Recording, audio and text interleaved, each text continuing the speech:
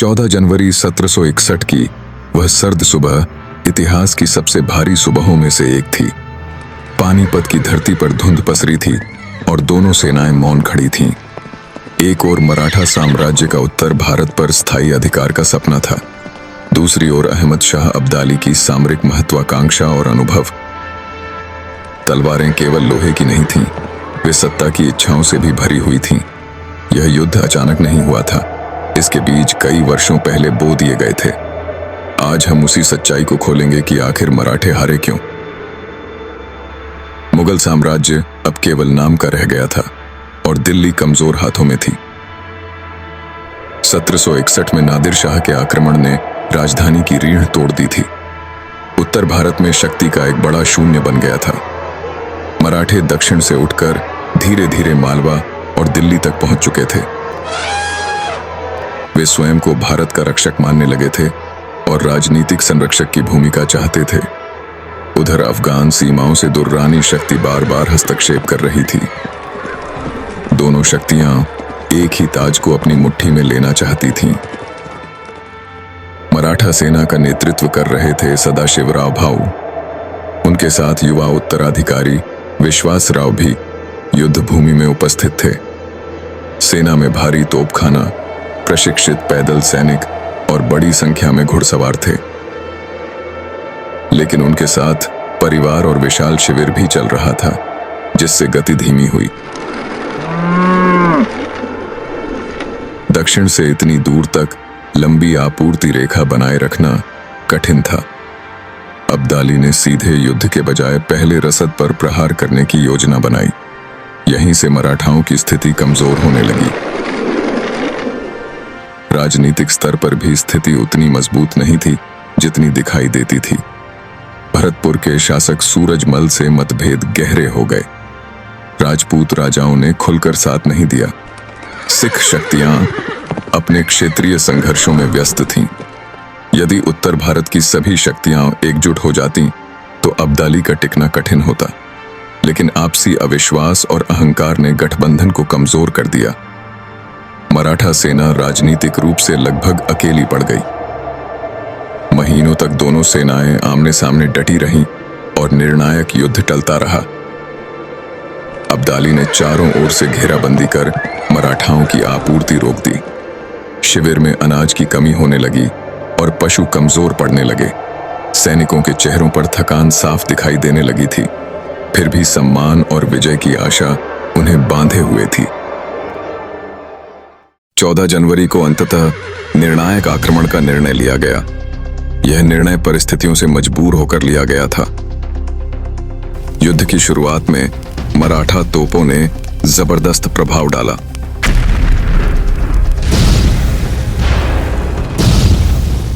अब्दाली की अग्रिम पंक्तियां पीछे हटती दिखाई दी। मराठा सैनिक उत्साह से आगे बढ़ने लगे। उन्हें लगा कि विजय निकट है और बस अंतिम धक्का देना है। लेकिन अब्दाली की यह रणनीति सुनियोजित थी। उसने अपनी आरक्षित सेना अभी तक युद्ध में नहीं उतारी थी। वह सही क्षण की प्रतीक्षा कर रहा था। युद्ध के बीच अचानक एक घातक क्षण आया। एक गोली ने युवा विश्वासराव को घायल कर दिया।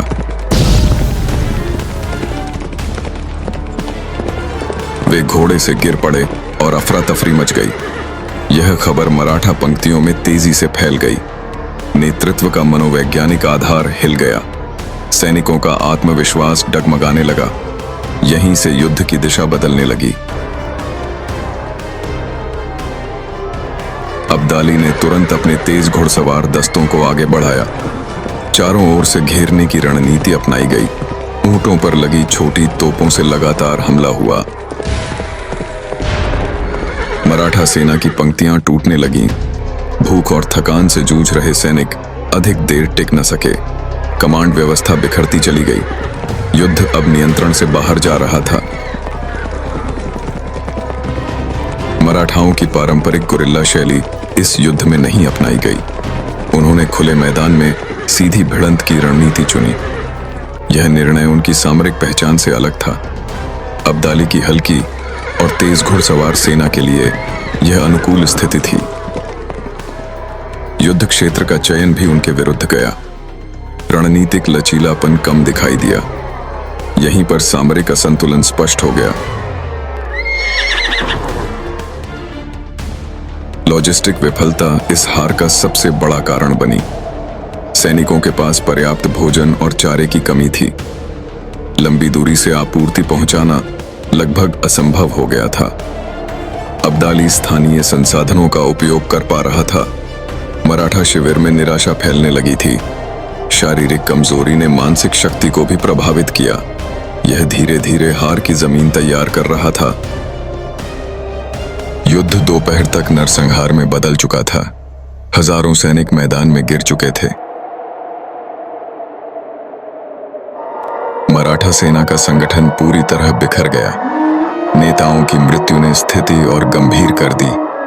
भागते सैनिकों का पीछा किया गया। पानीपत की धरती रक्त से लाल हो उठी। इतिहास ने एक भयानक मोड़ ले लिया।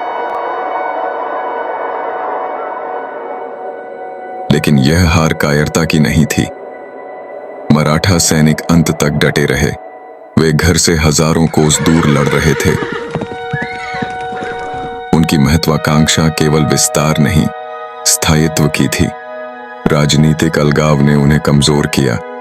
सामरिक त्रुटियों ने स्थिति बिगाड़ी, पर साहस की कमी नहीं थी। अब्दाली भी इस विजय के बाद भारत में स्थायी शासन स्थापित नहीं कर सका। वह लूट और प्रभाव लेकर वापस चला गया। दिल्ली फिर से अस्थिर हाथों में रही। शक्ति का शून्य बना रहा। कुछ वर्षों बाद मराठा शक्ति पुनः उभरी, लेकिन 1761 का घाव गहरा था। इसने उत्तर भारत की राजनीति बदल दी। इस युद्ध ने अप्रत्यक्ष रूप से अंग्रेजों के लिए रास्ता आसान किया। जब भारतीय शक्तियां आपस में बांटी रहीं, तब बाहरी शक्ति मजबूत हुई। यदि पानीपत में परिणाम अलग होता, तो इतिहास भी अलग हो सकता था। यह केवल एक सैन्य हार नहीं थी, यह राजनीतिक असंगठन का परिणाम थी। एकता की कमी ने अवसर छीन लिया और भविष्य किसी और के हाथ चला गया। पानीपत की असली सच्चाई यही है कि मराठे एक दिन में नहीं हारे। वे धीरे धीरे राजनीतिक और रसद कमजोरियों से टूटे। रणनीतिक गलतियों ने अंतिम प्रहार किया। अब्दाली ने धैर्य और समय का सही उपयोग किया। यह युद्ध हमें सिखाता है कि केवल बहादुरी पर्याप्त नहीं होती। संगठन, गठबंधन और दूरदृष्टि भी उतनी ही आवश्यक होती है। और इतिहास हमेशा उन्हीं का साथ देता है जो इन तीनों को साथ लेकर चलते हैं।